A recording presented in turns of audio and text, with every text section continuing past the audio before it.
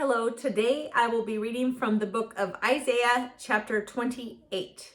Woe to the leaders of Ephraim and Judah. Woe to that wreath, the pride of Ephraim's drunkards, to the fading flower, his glorious beauty, set on the head of a fertile valley, to that city, the pride of those laid low by wine.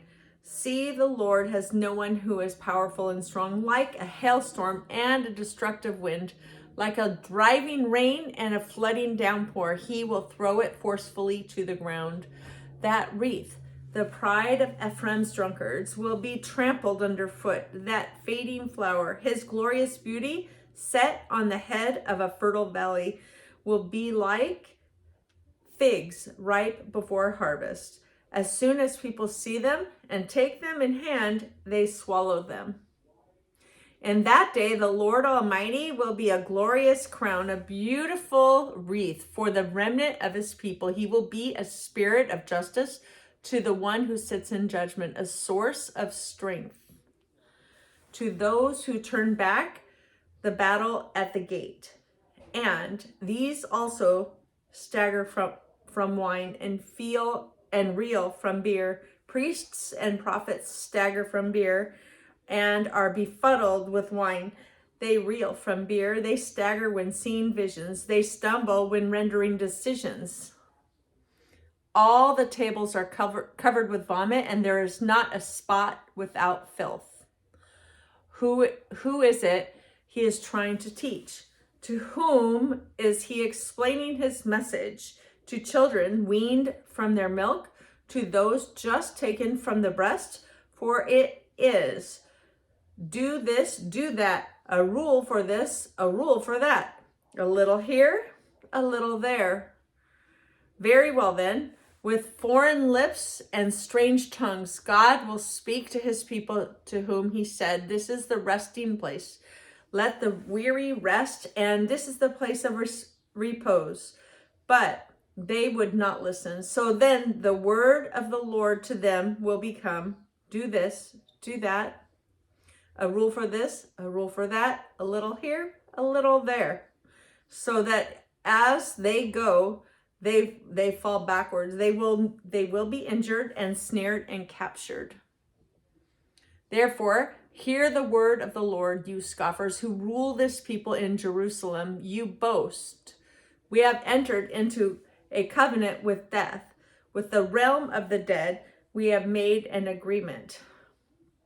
When an overwhelming scourge sweeps by, it cannot touch us, for we have made a lie our refuge, and falsehood our hiding place. So this is what the sovereign Lord says. See, I lay a stone in Zion, a tested stone, a precious cornerstone for a sure foundation. The one who relies on it will never be stricken with panic. I will make justice the measuring line and righteousness the plumb line. Hail will sweep away your refuge, the lie, and water will overflow your hiding place. Your covenant with death will be annulled. Your agreement with the realm of the dead will not stand. When the overwhelming scourge sweeps by, you will be beaten down by it. As often as it comes, it will carry you away. Morning after morning, by day and by night, it will sweep through. The understanding of this message will bring sheer terror. The bed is too short to stretch out on, the blanket too narrow to wrap around you. The Lord will rise up as he did at Mount Perazim. He will rouse himself as in the valley of Gibeon to do his work, his strange work, and perform his task, his alien task. Now stop your mocking, or your chains will become heavier. The Lord Almighty has told me of the destruction decreed against the whole land. Listen and hear my voice. Pay attention and hear what I say. When a farmer plows for planting, does he plow continually? Does he keep on breaking up and working the soil? When he has leveled the surface, does he not sow caraway and scatter cumin? Does he not plant wheat in its place, barley in its plot, and spelt in its field? His God instructs him and teaches him the right way. Caraway is not threshed with a sledge, nor is the wheel of a cart rolled over cumin. Caraway is beaten out with a rod, and cumin with a stick. Grain must be ground to make bread, so one does not go on threshing it forever. The wheels of a threshing cart may be rolled over it, but one does not use horses to grind grain.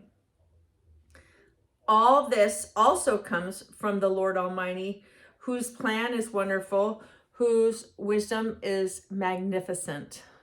Thank you.